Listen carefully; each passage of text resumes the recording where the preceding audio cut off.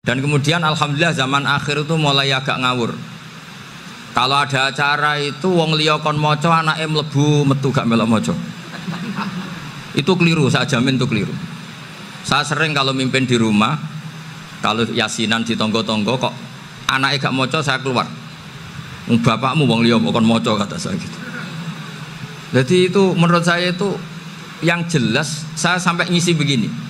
Yang ada riwayatnya itu idza mata ibnu adam in qata amaluhu illa min salasin shadaqatin jariyah au ilmin yuntafa'u bi aw waladin sholihin yatullah. Itu tidak ada di hadis au kiyayin sholihin yatullah kata. Yang ada itu awaladin apa? Sholihin. Jadi anaknya harus ikut, kalau tidak ada usah kata. Kadang-kadang enggak, orang lain baca buahnya anaknya mau mlebu metu mau enggak no tamu mbek rokokan. Itu harus ditobatkan itu. Keliru itu. Ini bukan nyindir, ini ngamuk ini. Yang sangat saya hormati Kiai Haji Raden Azaim, semua masayikh, semua keluarga besar Kiai As'ad yang saya hormati, juga pemateri kedua atau Mau'izah Hasanah kedua Kiai Haji Muslih dari Madura, kemudian wonten Kiai Haji Afifuddin, semua yang saya hormati. Ini bentuk permintaan maaf saya karena kemarin saya datang tapi sudah selesai Gus. Hutang katanya sih. Ternyata Gus Azaim tidak legowo memaafkan, dia itu ngutang katanya, karena saya kemarin datang tapi terlambat terus dibajak disuruh ngajar Ma'had Ali. Tak pikir itu sudah bayar, ternyata masih diutangkan. Nah ini sudah selesai, berarti saya sudah jadi orang baik lah kira-kira gitu sudah. Jadi sudah bayar utang gitu. Saya mau cerita sebentar tentang khol. Dulu 84 guru saya Kiai Haji Maimun Zubair, semua mas saya se-Indonesia rawuh ke sini untuk muktamar, termasuk bapak kandung saya Kiai Haji Nur Salim ikut datang, ikut menyaksikan betapa pondok ini zaman itu masih Kiai As'ad jadi tonggak sejarah penting dalam NU, yaitu kembali ke Khittah 26. Kita tahu NU dulu itu ormas, kemudian era Gus Wahid jadi partai politik, era Gus Dur karena saran beberapa kiai, wa fi muqaddimihim ada Kiai As'ad, Kiai Ahmad Siddiq dan beberapa kiai, kembali lagi ke Khittah 26, yaitu menjadi ormas, organisasi masyarakat yang menaungi, yang mengayomi, yang menganjurkan mazhab ahli sunnah wal jamaah. Tadi Gus Azaim cerita betapa pentingnya para pendiri, para muassis yang diibaratkan sebagaimana pohon. Saya masih ingat Dawe Mbah Mun. Saya nanti cerita mas saya sebentar, terus cerita kitab Al-Ataqoh As-Somadiyah dikarang Said Muhammad, fawaidnya maksudnya. Kalau Islam Arab, ini kata Mbah Mun, kalau Islam Arab itu contohnya kayak pohon kurma, jadi kuat. Dan wajah tasbihnya itu di daunnya tidak jatuh. Tapi kalau Islam Indonesia kata Mbah Mun itu kayak padi, jadi ya agak doyong-doyong sedikit gitu. Jadi untuk menghadapi angin besar itu pilihannya dua, Anda kekar kayak kurma atau fleksibel kayak padi. Jadi ya doyong-doyong sithik gitu ya. Ada koruptor sowan, salam templeknya ya diterima gitu ya. Ada calon bupati cantik ya didukung, pokoknya agak-agak doyong gitu. Tapi baru kayak doyong itu nggak bisa roboh karena fleksibel. Jadi kazar in akhraja syatahu, jadi ada dua tamsil. Karena memang menghadapi orang fasik, orang dolim ini, kita sebagai ulama itu ya kebingungan. Ini mungkin Ki Afif bisa bahul masail ini. Karena pertanyaannya gini, saya berkali-kali digojlok sama bapak saya. Berteman orang fasik hukumnya gimana? Pasti dijawab haram. Tapi kalau pertanyaannya dibalik, membina orang fasik hukumnya gimana? Baik. Dan bisa membina kalau berteman.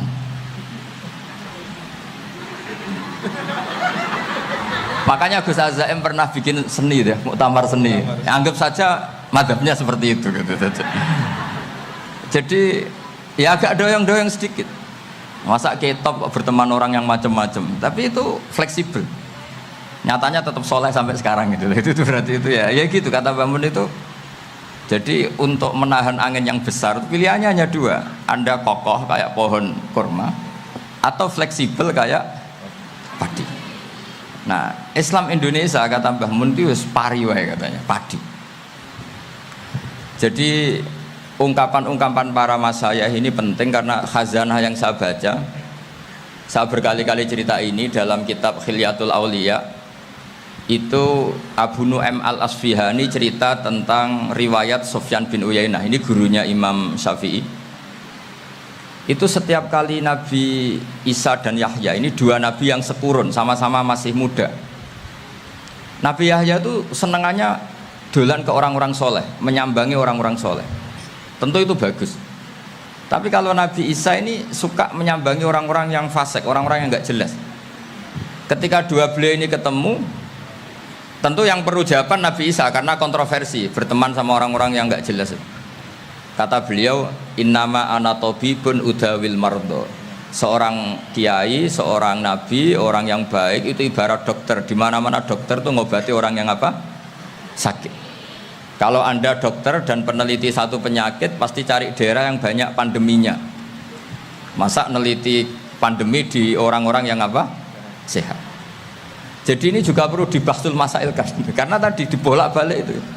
Bina orang berteman orang fasik hukumnya haram karena wa in kana dasarin fajanibhu sur'atan. Tapi kalau bina orang fasik hukumnya baik.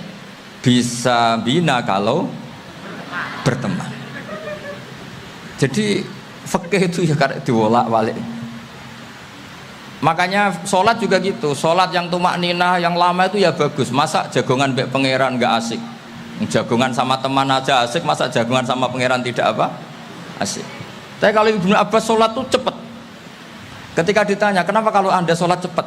Setan baru tata-tata mau goda, saya sudah selesai. Kata. Karena setan itu ya jaga jaim tuh, jaga image. Jadi kalau mau goda orang itu ya surinan dulu, macak-macak dulu. Ternyata mau ke situ sholatnya sudah selesai. Lah kebetulan mazhab saya itu yang kedua itu gitu. Jadi kalau Gus Azaim itu sholat lama sekali, itu ada madhab tandingan, yaitu madhab saya. Itu karena ini sepuh saya, meskipun top beliau tapi sepuh saya. Saya sudah 50, beliau baru 40. Ini berarti baru memulai kiai. Kalau pakai umur nubuah ini baru memulai. Jadi madhab itu penting. Jadi pembanding itu harus diutarakan.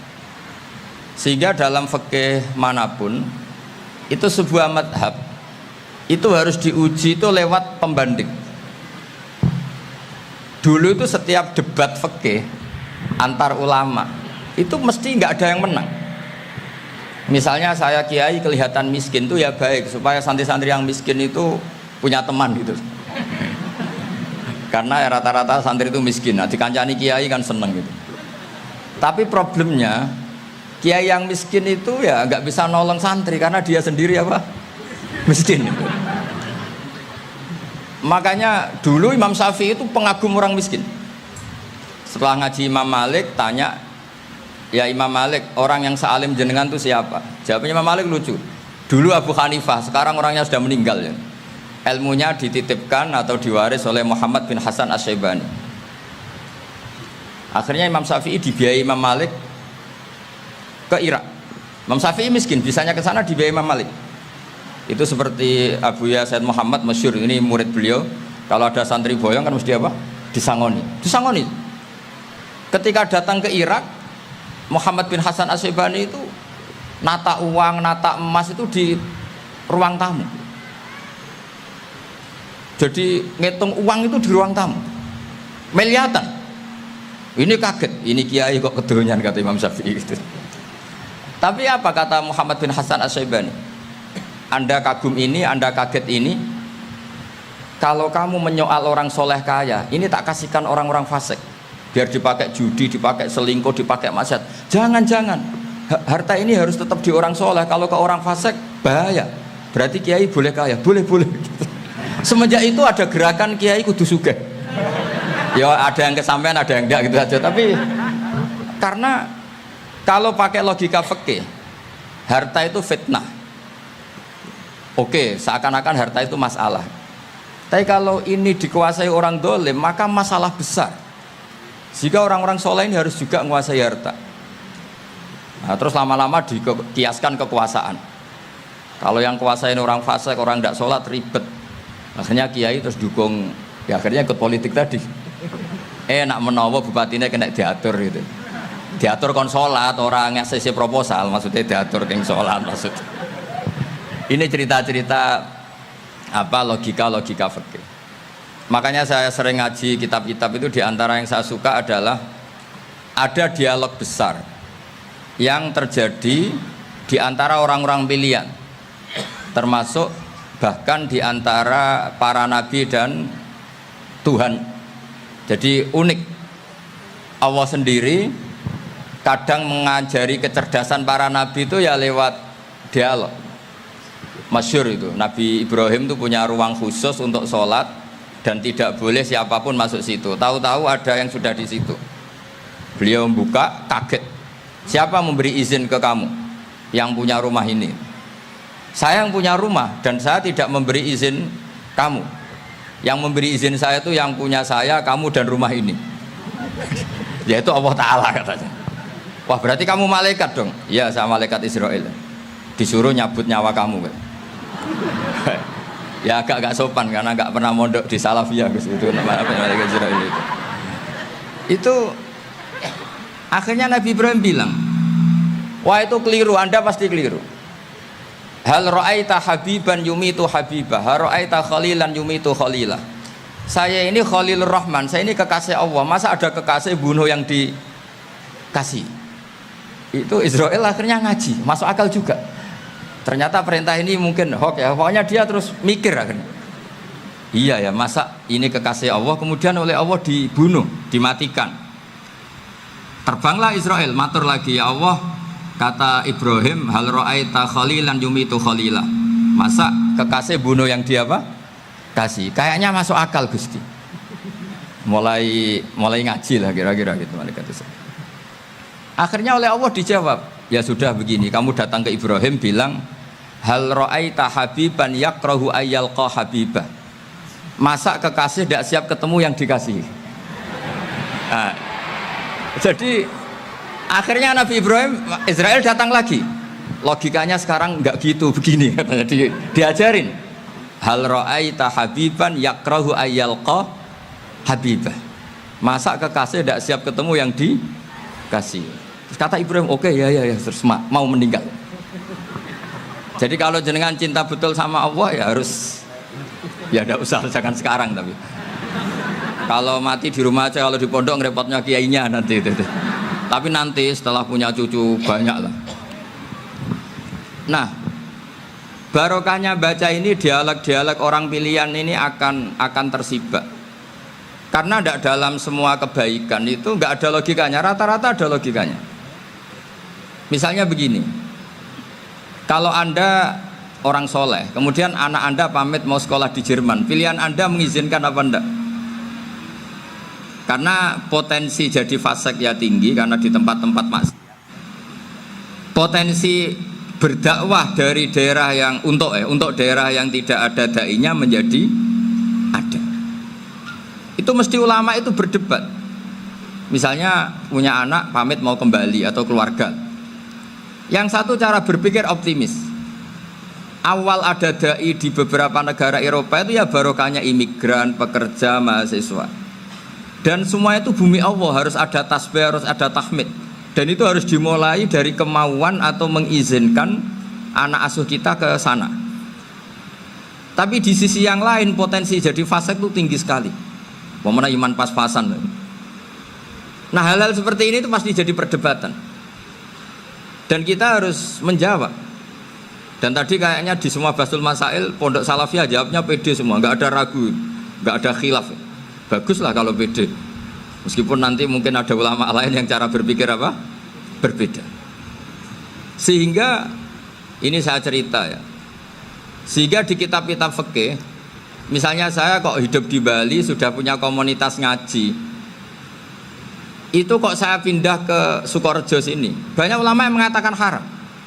Karena membiarkan bumi Allah yang sudah pernah ada orang yang sujud kemudian ditinggalkan kosong dan kemudian dikuasai orang yang tidak sujud. Jadi dianggap itu pembiaran. Jadi banyak di kitab Qalyubi, sarahnya Mahalli, jika ada seorang muslim yang hidup di negara orang kafir, dia nyaman, tidak dapat teror, itu nggak boleh lagi pindah ke negara Islam yang sehat. Karena takutnya li'alla yastau liyal kafir tilkal buk'ah, supaya bumi itu tidak dikuasai orang kafir. Jadi ini hal-hal yang para fuqaha itu harus berdebat. Karena ini masalah-masalah furu'iyah. Sehingga mulai dulu ya banyak ulama yang nyun sewu berpolitik, mulai Wali Songo sampai sekarang alhamdulillah yang minat banyak. Mungkin bedanya ikhlas sama tidaknya. Tapi kalau saya pernah dikeluhin utusan dari ya komunitas Islam Indonesia itu dulu itu ceritanya banyak yang dari Kamboja. Kalau dulu orang cerita itu orang Cempa. Itu setelah di Indonesia besar Wali Songo dan Brawijaya 5 itu sudah mulai oleng, itu singkat cerita mereka berpikir ingin bikin kerajaan apa? Islam di Demak Mintoro dengan raja pertama yaitu Raden Fatah, karena Raden Fatah ini putra Brawijaya. Padahal setelah jadi kerajaan ini era cucu sudah konflik, berebut kekuasaan. Akhirnya sampai jadi Jipang, jadi Jogja, jadi Solo dan seterusnya. Tapi kata Mbah Mun itu tetap barokah kata. Karena orang Islam terus terbiasa mimpin. Sekeliru-keliru sidik sebagai orang Islam biasa mimpin. Sehingga zaman Mbah Hashim ya sudah mimpin Masumi, zaman Ki As'ad pengaruhnya besar, sampai sekarang Kiai-Kiai pengaruhnya besar. Nah barokahnya Kiai-Kiai pengaruh besar ini sampai moral jadi ukuran. Misalnya sekarang ada calon bupati kok nggak sholat itu pasti kalah. Jadi sholat itu jadi tolok ukur untuk calon apa? Bupati. Meskipun mungkin punya efek pura-pura sholat, tapi gak apa-apa lah, sementing moral ini jadi ukuran. Sementara yang di Thailand, di Patani, itu karena dulu pelajarannya tasawuf, itu orang gak ambisi mimpin dunia, tahu-tahu dipimpin. Dan akhirnya nyuwun sewu ya saake Islam-Islam yang dulu terlalu tasawuf, karena gak punya pengalaman memimpin, akhirnya lazimnya konsekuensinya hanya dipimpin. Tapi Islam Indonesia beda. Karena kulino mimpin itu akhirnya dari orang Islam biasa menjadi Islam yang sholat sampai Islam yang bisa ngaji itu bisa mimpin negara.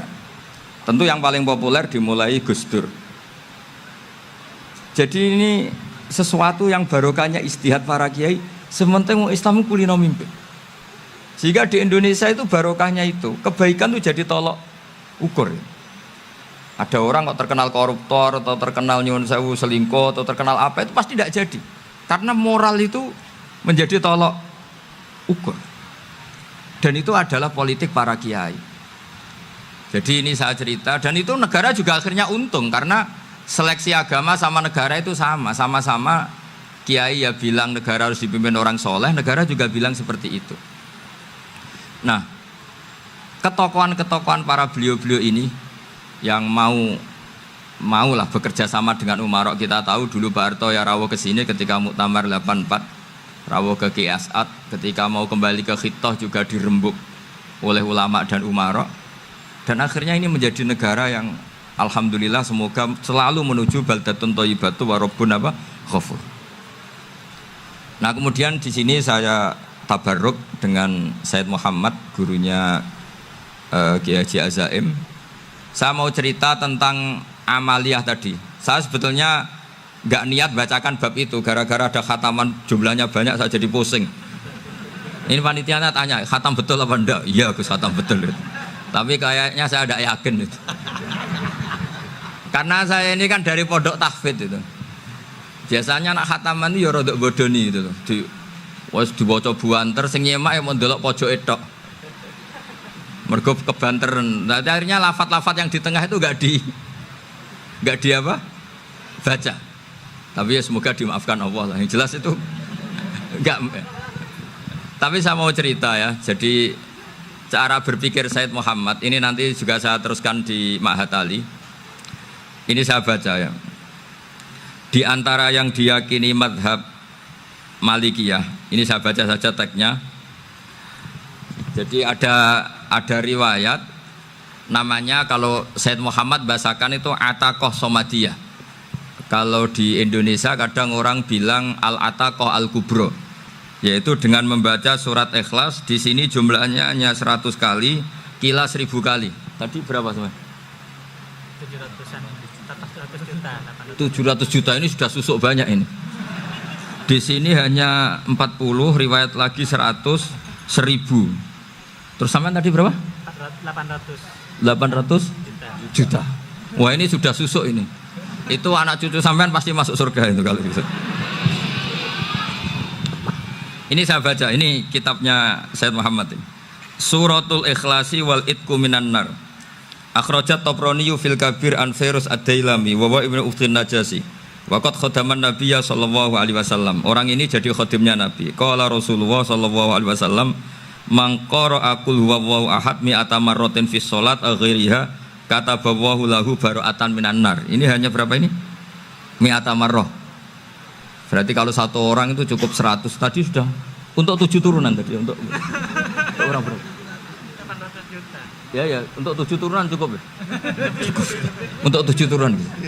Ya sudah. Susuk ini sudah susuk ini. Aduh, ribet ini. Nah, ini tak cari pembenarannya, ini supaya keren.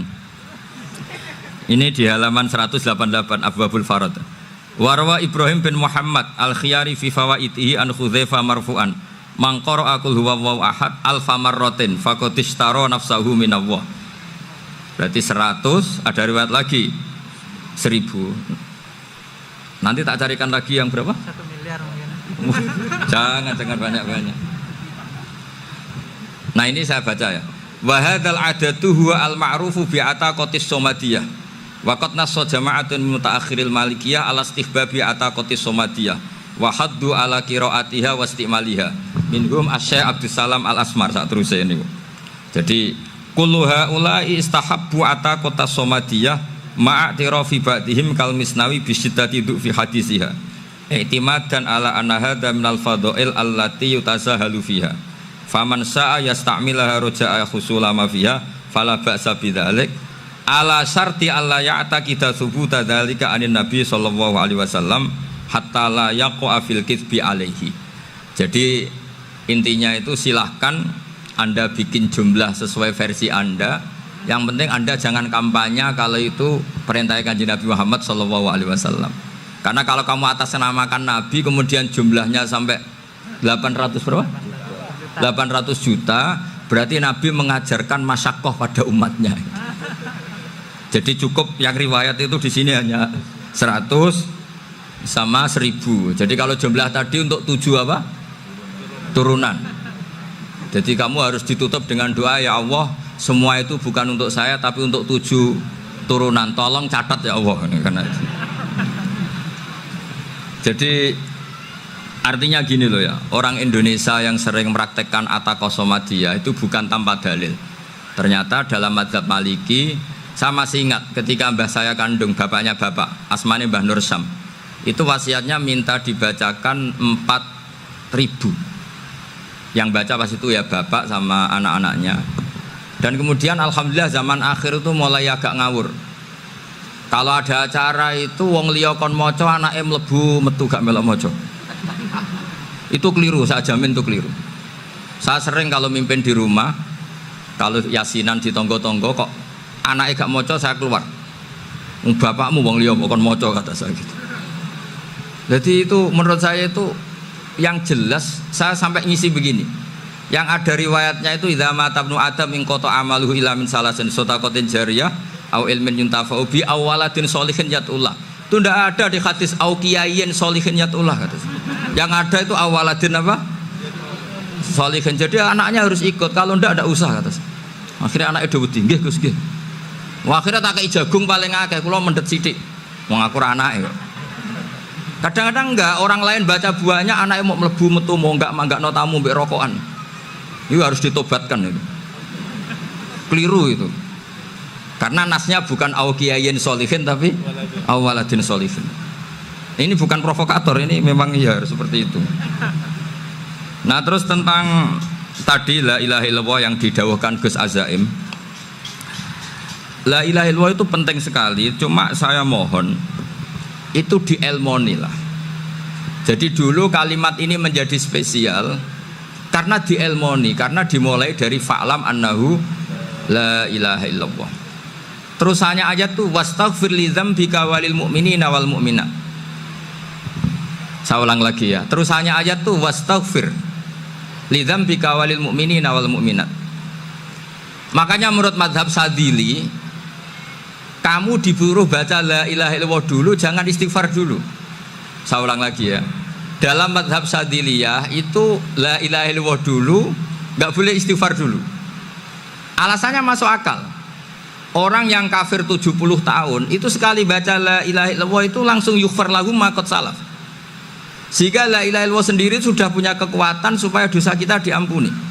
Qul lil ladzina kafaru iyantahu yughfar lahum ma qad salaf. Cara menghentikan kekafiran gimana? Dia melafadzkan la ilaha illallah. Ini kalimat yang begitu saktinya sampai orang yang kafir puluhan tahun itu dosanya semuanya terhapus hanya karena melafadzkan la ilaha illallah. Nah, makanya kata Abdul Hasan Asyadili wastaghfir li dzambika ay bihadil kalimah. Seseorang sah di istighfar itu kalau melafadzkan la ilaha illallah. Misalnya ada orang kafir mati kafir, sah enggak anak cucunya mengistighfari dia?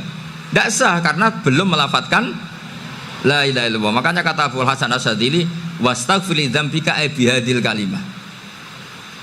Sehingga lafadz ini spesial betul. Tapi kadang-kadang beberapa mursyid cara berpikir lain. Ini kalimah thayyibah harus dibaca orang suci, sehingga mendahulukan apa? Istighfar. Untuk supaya pas ngelafatkan kalimah thayyibah sudah dalam keadaan apa? Suci. Itu juga masuk akal. Tapi secara meyakinkan saya sendiri lebih mengikuti manhajnya Abil Hasan Asyadili karena alasannya tadi, yang kafir puluhan tahun saja langsung luntur dosanya karena melafadzkan la ilaha illallah. Artinya la ilaha illallah sendiri sudah bagian dari istighfar. Nah, ya tadi buktinya fa'lam annahu la ilaha illallah terus wastaghfir li dzambika walil mu'minina. Jadi orang sah diistighfari itu setelah dipastikan sah tauhidnya. Jadi setelah tauhidnya sah yaitu la ilaha illallah baru sah apa? Diistighfari. Sehingga orang kafir, saya ulang lagi, orang kafir yang mati kafir anak cucunya tidak boleh apa? Tidak boleh menistighfari. Terus saran saya kedua, la ilaha illallah itu filosofinya itu nafyun li uluhiyati ghairillah wa isbatun li uluhiyatillah wahdah. Filosofi la ilaha illallah itu gimana? Menafikan semua selain Allah itu tidak Tuhan dan hanya menuhankan Allah semata. Nah itu caranya gimana? Caranya kita harus terbiasa ini, karena tadi saya dibilangin panitia ini rata-rata mustameknya atau mustamiatnya ini santri. Caranya gimana? Dilatih pakai logika. Saya berkali-kali cerita kalau ngaji, saya sekaligus kampanye. Allah itu Tuhan yang begitu fair. Untuk menjadi Tuhan Allah mempersilahkan, ada kualifikasi Tuhan. Jadi boleh dikompetisikan, itu boleh kata Allah. Gak apa-apa kamu ngaku Tuhan gitu kata Allah. Tapi nak ngaku pangeran itu paling gak ya direputasi lah, ada verifikasinya lah. Dimulai dari apa? Ya kalau jadi Tuhan itu setidaknya bikin langit bumi lah, aturannya gitu. Jadi kalau daftar bupati ya daftarlah ke KPU. Masa tahu-tahu jadi apa? Tuhan kemudian tidak punya prestasi bikin langit bumi. Sehingga Allah itu cara ngendikan itu ya fair. Qul ara'aitum ma tad'una min dunillah aruni madza khalaqu minal ardi am lahum syirkum fis samawat. Coba yang kamu tuhankan selain saya, prestasinya apa? Ketika saya bikin bumi itu apa ikut bikin? Terus am lahum syirkum fis samawat. Kalau bikin langit, kalau nggak bisa ya urun lah gitu. Urun semen apa urun bego, pokoknya urun lah gitu. Urun ora, gawe bumi ora, ngerti-ngerti ngaku dadi pangeran itu. Kul hatu burhanakum. Jadi ya kan ya lucu kan, misalnya syarat kiai di Salafiyah kan keluarga Kiai As'ad, cucunya ngaji ngalim. Orang keluarga Kiai As'ad tuh aku kiai utama di Salafiyah. Oh mesti di penjara ya. Lah yo gak gawe langit bumi, gak ada prestasi terus ngaku sebagai apa? Tuhan. Sehingga fair. Makanya saya berkali-kali cerita. Jubair bin Mut'im itu punya anak namanya Muhammad. Ini sudah orang alim, Muhammad bin Jubair bin Mut'im. Itu cerita awala Islami Abi. Mut'im itu orang pinter sekali. Saking pinternya dia jadi delegasinya orang Quraisy datang ke Rasulullah sebagai negosiator untuk membebaskan Asra Badrin, tawanan perang apa? Badar. Yang namanya disuruh itu pasti orang pinter. Tapi apa yang terjadi ketika nginep di masjid? Karena zaman itu gak ada hotel, nanti jadi geger. Orang musyrik nginep di masjid hukumnya gimana? Bahsul masail tok. Zaman itu mau tidak mau. Kalau sekarang kan ada hotel, kiai juga punya wisma. Apa yang terjadi? Orang ini cerdas sekali. Dan delalah Nabi pas sholat maghrib itu baca wattur wa kitabi mastur sampai am khalaqus samawati wal ard. Ya kalau kamu jadi Tuhan ya setidaknya menciptakan langit bumi lah. Namanya jadi Tuhan ya ada persyaratan ya. Paling enggak punya reputasi menciptakan langit bumi. Atau kalau jadi Tuhan setidaknya reputasinya itu enggak diciptakan yang lain. Am khuliqu min ghairi syai'in. Ini jadi Tuhan kok punya bapak, punya ibu. Ini jadi Tuhan kok lahirnya di bumi, ada tanggal lahirnya, ada tahun. Masa jadi Tuhan kok dulu buminya. Pokoknya walhasil tuh akhirnya Nabi ketika salam sholat maghrib dia datang, ya Rasulullah, akalku habis oleh ayat yang barusan kau baca. Sudah saya Islam saja. Argumentasi selain Allah Tuhan itu batal. Itu lah saya mohon santri-santri salafiyah itu baca Quran sampai seperti itu. Jadi jangan hanya khataman banyak-banyakan maksudnya. Ini bukan nyindir, ini ngamuk ini. Jadi ya khatamannya tadilah 1000 atau berapa lah, jangan banyak-banyak. Juga kasihan malaikat yang nyatet kan. Wong baru subhanallah alhamdulillah aja di tag hadisnya abad al malaikah gak ditetek. Itu baru subhanallah alhamdulillah itu sudah mencapaikan malaikat. Makanya saya wiridan tuh arang-arang kasihan malaikat karena nanti jadi itu ya ada madhabnya itu. Jadi kalau Gus Azaim sholat lama tak saingi sholat cepet tuh sama-sama ada madhabnya. Yang cepet kayak saya tadi, setan pas tata-tata mau goda pas rukuk saya sudah itidal, mau goda itidal saya sudah sujud, pusing dia. Tapi jangan tiru, ini madhab yang agak-agak khusus lah, sudah cara orang Madura agak khilaf Gus. Khilaf ya, khilaf ini agak khilaf ini sudah. Tapi saya ingin lah, sampean kalau ngaji Quran itu dilatih berlogika. Jadi Allah itu fair. Nggak apa-apa kalian ngaku Tuhan tuh nggak apa-apa, tapi tunjukkan prestasi kamu apa.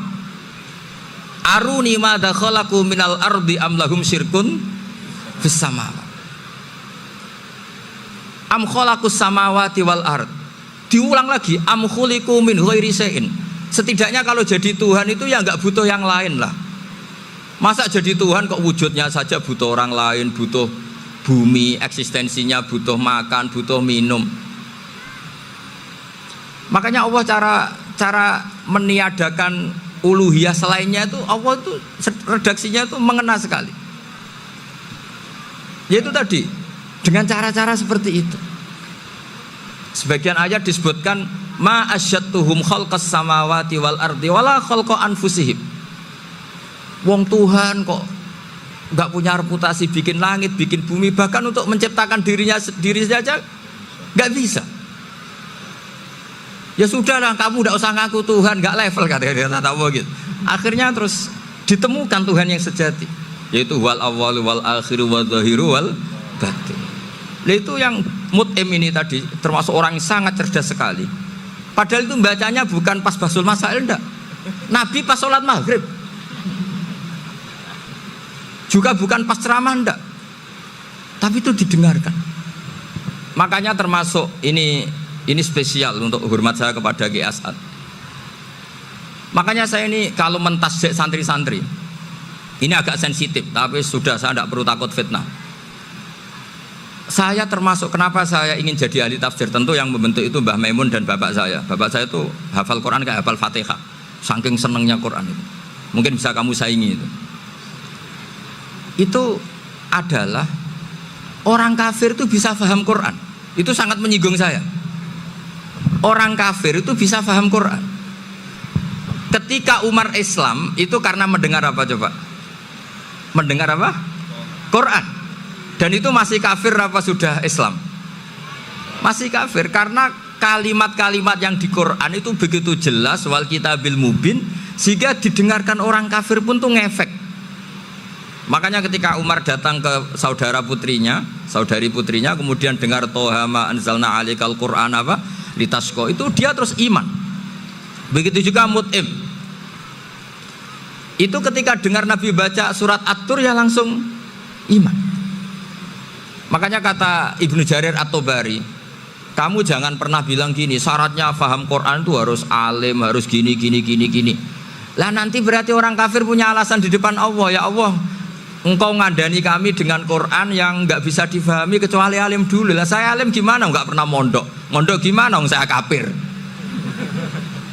Jadi artinya gini loh, kata Ibnu Jarir At-Tabari, Allah tidak mungkin mengatakan gini, ifhamil Quran bima la fahmalaka. Quran itu harus kamu fahami. Sementara orang kafir karena lafadznya Quran khusus gak bisa memahami. Makanya Quran itu dibaca. Itu banyak orang kafir yang menjadi muslim karena mendengar apa? Al-Quran. Padahal kafir. Nah termasuk tadi Muhammad bin Jubair bin Mut'im ini itu menjadi Islam ya karena mendengar Quran, padahal dia saat itu masih apa? Kafir. Karena tadi logika misalnya nggak paham secara lafadz Arab. Sekarang misalnya nyuwun sewu ada orang ateis, saya pernah didatangi seorang ateis yang nggak percaya Tuhan. Saya mau Islam Pak Ba, asal Anda bisa menjelaskan Tuhan itu siapa. Coba Quran dibaca secara makna, tidak secara lafadz tapi secara makna. Begini misalnya, ada orang ateis datang ke saya, Pak, saya mau Islam, asal Anda bisa menjelaskan Tuhan itu siapa. Terus saya tanya, ini ngajak goblok-goblokan apa pinter-pinteran, kata saya. Terus dia jawab, ngajak pinter-pinteran Pak, saya ini doktor katanya. Maksudnya di akademiknya dia doktor, mungkin jurusan matematika atau apa, tapi di ketuhanannya jeblok. Terus tak tanya, kalau ini ada kertas, kamu suka ada rumusnya apa suka ada? Ya suka ada rumusnya. Kenapa ada kertas? Ya karena ada yang bikin. Nah kira-kira berstatus membikin atau membuat itu sesuatunya maujud apa enggak? Ya pasti maujud lah, pasti ada. Ya sudah, anggap Tuhan itu adalah sebab dari semua yang ada. Masa alam yang seperti ini, langit dan bumi ini maujudat, kemudian kamu katakan khalaqahal adam, bahwa alam raya yang maujud ini diciptakan oleh ketiadaan. Ya juga, berarti Tuhan itu ya. Ya itu yang namanya Tuhan. Lah mulai dulu kiai-kiai ngomong gitu kan saya Islam katanya. Jadi kiai-kiai itu kadang-kadang kalau dakwah pokoknya KBU digawe Tuhan. Beda dengan dakwanya orang-orang mantek. Orang-orang mantek itu kan nggak pernah nyebut Allah. Ini alam khawadis, labuda min muhdis. Meskipun mereka, nah muhdis ini menurut Islam namanya Allah, tapi sebetulnya kan nggak langsung bilang Allah. Jadi tak kasih tahu, alam raya ini maujud nggak? Ya maujud Pak. Bisa nggak sesuatu yang nggak ada menjadi faktor wujudnya yang ada? Ya nggak bisa, namanya nggak ada itu nggak bisa jadi faktor. Nah itu hebatnya ulama-ulama kita, ketika mengenalkan Allah itu siapa? Zat yang wajibil wujud. Jadi kita ini kalah pinter be ulama-ulama dulu. Ya alhamdulillah kalahnya sama ulama dulu. Kalau kalah sama ulama sekarang isin lah. Jadi ulama dulu sudah pinter. Pasti pertanyaan dasar manusia, hadil maujudat itu man khalaqaha, siapa yang menciptakan? Kalau kamu langsung jawab Allah atau Tuhan, mereka pasti tidak nerima. Ya jawab saja hadil maujudat mesti khalaqaha maujudun. Nah berhubung maujud ini berstatus pencipta harus super. Lah super ini oleh ulama disebut wajibul wujud atau musabbibul asbab, yang oleh Islam dinamai Allah. Tapi kita langsung ngomong Allah, ya mesti aja bingungkan kan bagi yang bingung maksudnya. Ya saya mohonlah kalimat-kalimat la ilaha illallah itu diamatilah, diresapi sampai seperti penjelasan saya ini, sehingga punya kualitas ilmu. Karena syaratnya memang fa'lam, harus punya kualitas apa?